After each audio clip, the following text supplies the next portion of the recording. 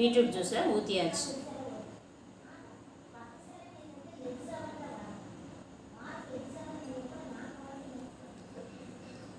இப்போது 100 ml beetroot ஜூஸை இந்த டேம்பவுன்ஸில் ஊற்றலாம்.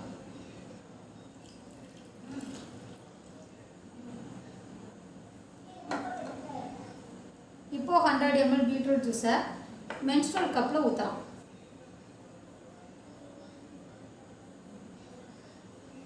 இது 20 ml தான் இதோட கெப்பாசிட்டி பிடிக்குது.